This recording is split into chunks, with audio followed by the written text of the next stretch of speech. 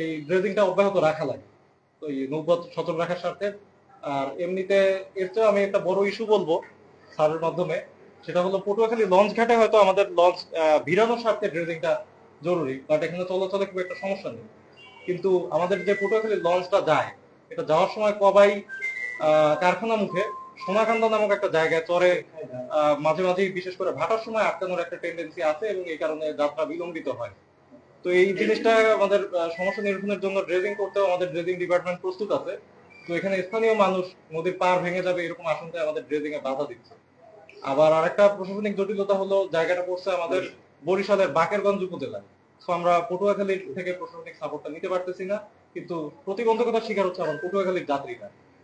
তো এই জিনিসটা যদি আমরা একটু দ্রুত সমস্যা নিরসন করতে পারি, আমি স্যারের মাধ্যমে এই বিষয়টা উত্থাপন করতে চাই।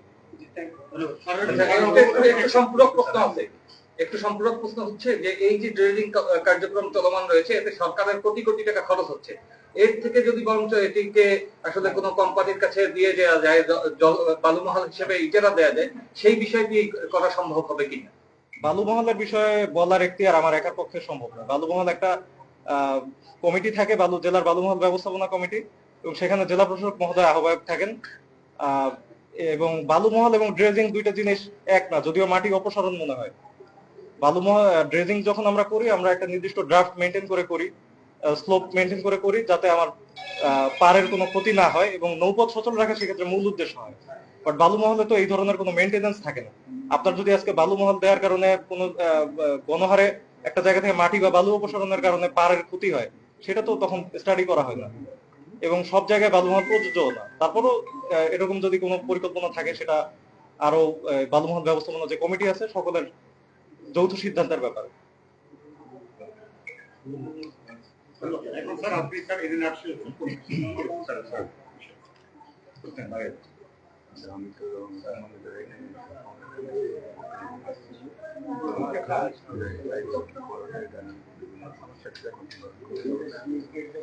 আরেকটি বিষয় স্যার আপনার অবগতির জন্য স্যার, আমাদের কোঅর্ডিনেশন মিটিং এ স্যার কোর্ট অফিসার মহোদয় যেটা বলেছেন, কারখানার কথা স্যার এখানে বরিশাল এবং পটুয়াখালীর একটা প্রশ্নের বিষয় রয়েছে। এটা সীমানা জটিলতার কারণে দুই বর্ডার, এটা স্যার কোঅর্ডিনেশন মিটিং এর সিদ্ধান্ত আছে। আপনার মাধ্যমে আমরা চাইবো স্যার পার্মানেন্ট যাতে এই বিষয়টা সমাধান করে। এই বিষয়ে স্যার আপনারা প্রথম থেকে যে প্রশ্নগুলো করেছেন, তো শাহরিয়ার সাহেব তার উত্তর দিয়েছে। আমি মনে করি উনি সুন্দরভাবে সাজিয়ে কথাগুলো বলেছে। তো প্রবলেম শুধু পটুয়াখালীর না, প্রবলেম পুরো বাংলাদেশেরই। পুরো বাংলাদেশি এই এটা নদীমাতৃক দেশ, আর বিশেষ করে দক্ষিণ অঞ্চল ভোলা, পটুয়াখালী, বরগুনা আমরা খুব বেশি সাফার করতেছি। আমাদের যাতায়াতের জন্য কোনো ট্রেন নাই, কোনো এরোপ্লেন নাই, শুধু রাজপথ আর নৌপথ। তো এখানে রাজপথের কথা আমরা বলছি না, ইট ইজ মোটামুটি ম্যানেজেবল। নৌপথের যে প্রবলেমগুলো আমরা দেখতেছি, এটা এটা কন্টিনিউয়াস প্রসেস। যতদিন নদী আছে, যতদিন স্রোত আছে, ততদিন বালি আসবে এবং এই ভরাট হতেই থাকবে। তো এটার জন্য আমাদের দুইটা মাস্টার প্ল্যান আছে। একটা হলো পার্মানেন্ট প্ল্যান, যেটা আপনারা বলেছেন, আর একটা হলো প্রতি বছর ড্রেজিং করতেই হবে, আমরা মেনটেনেন্স। আর যেটা আপনারা বালু মহলের কথা বলছেন, সেটার সঙ্গে এটা যায় না, এই জন্য দ্যাট ইজ টোটালি বিজনেস। আর এটা হলো একটা সেবা। তো আমরা এই দুইটা কাজের জন্যই আমরা সেন্টারের সঙ্গে যোগাযোগ করেছি। এখানে যে আইনশৃঙ্খলা মিটিং হয় বা ডিস্ট্রিক্ট অ্যাডমিনিস্ট্রেটিভ মিটিং হয়, সেখানেও কথা বলেছি। তো এখন যেটা একেবারে ইমার্জেন্সি হয়েছে, সেটা হলো আগামী ঈদের আগে আমাদের এই ড্রেজিংটা কমপ্লিট করতে হবে। আমাদের এখন তো একটা বা দুইটা লঞ্চ চলে, ঈদের আগে আমাদের 5 থেকে 7টা লঞ্চ এখানে চলবে। তাদেরকে আনতে হবে, নিতে হবে, অ্যাকোমোডেট করতে হবে, যা যা করার ডিপার্টমেন্ট সবগুলোই করছে। আর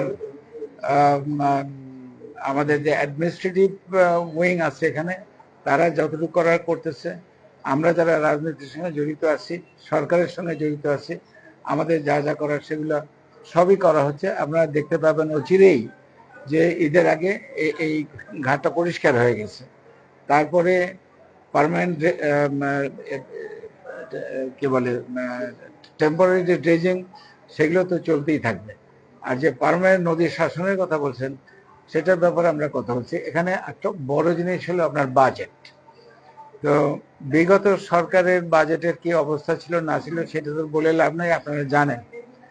বর্তমান আমাদের তত্ত্বাবধায়ক সরকার, ওনারা ফাইন্যান্সকে মোটামুটি একটা অবস্থায় দাঁড় করিয়ে দিয়ে গেছে। নাও এখন যেহেতু নতুন সরকার আসছে, তারা ফাইন্যান্সকে ম্যানেজ করার জন্য যা যা করে তা তো অবশ্যই করবে, এবং আমরা বাজেট পেরে পরে কাজগুলো শুরু করব। তবে যেটা আপনাদেরকে বলতে পারি যে বাজেটের অবস্থা যাই হোক, স্লো হলেও আমরা বাজেট পাবো এবং আমরা কাজ করব এখানে। আপনাদেরকে ধন্যবাদ। স্যার, একটা প্রশ্ন হচ্ছে যে প্রতি বছর ড্রেজিং এর নিয়ে এখানে একটা অনিয়মের অভিযোগ ওঠে প্রতি বছরে, এবছরও রয়েছে, যে আসলে প্রপার যে বাজেট বা যে নিয়ম অনুযায়ী করা সেটি করছে না। সেই ক্ষেত্রে যে আপনি যেহেতু সরকারের সাথে রয়েছেন, স্থানীয় সাংসদ, সেই ক্ষেত্রে আপনাদের কোন তদারকি থাকবে কিনা, এখানে কোনো করাপশন বা এই অনিয়ম যাতে না হয় সেই ক্ষেত্রে? বিগত বছরগুলোতে অনিয়ম হয়েছে, এটা সত্য কথা, অনেক অনিয়ম হয়েছে। সেই অনিয়মগুলো যাতে না হয় বা কন্টিনিউ না করে, সেই জন্য আমরা সবাই খুব সজাগ, এবং ওই অনিয়ম এখানে যাতে না হয় আমরা সেই ব্যবস্থা করতেছি। ইনশাআল্লাহ অসুবিধা হবে না। স্যার, আমার একটা প্রশ্ন ছিল স্যার, পটুয়াখালী পৌরসভার চারপাশে যে খালগুলো রয়েছে সেই খালগুলোতে অনিয়ম খুব বিশৃঙ্খল ভাবে সে ময়লা আবর্জনা ফেলছে জাল ফলশ্রুতিতে কিন্তু এই নদীর যে বালি পড়ে নদী নষ্ট হয়ে যাচ্ছে, ভরাট হয়ে যাচ্ছে, সেটাও কিন্তু আমার কাছে মনে হচ্ছে একটি কারণ। এই বিষয়ে আপনার কোনো পদক্ষেপ আছে কিনা? এ বিষয়ে আমরা কাজ করছি। আপনারা জানেন ঢাকার চারপাশের নদীগুলো যে আছে, এগুলোর নাব্যতার জন্য কাজ করা হচ্ছে। একটা বিরাট প্ল্যান আছে, বড় একটা বাজেট তার জন্য দেওয়া হয়েছে। ওই আকারেই, ওইভাবেই আমরা পটুয়াখালী শহর, বাংলাদেশের বিশেষ করে দক্ষিণ অঞ্চলে, আর আমরা এখন পটুয়াখালীর কথা বলছি, পটুয়াখালী শহরের চারদিকে যে নদী এবং খালগুলো আছে, এগুলোতে যাতে বালি ভরাট হয়ে না যায়, চর না পড়ে, বা চর সরিয়ে নেওয়া, ড্রেজিং করা, এগুলোর উপরে আমাদের বিশেষ নজর দেওয়া হচ্ছে, এবং বিভিন্ন ডিপার্টমেন্টকে অলরেডি দায়িত্ব দেওয়া হয়েছে। কাজ শুরু হয়ে গেছে, কাজ চলতেছে। ধন্যবাদ।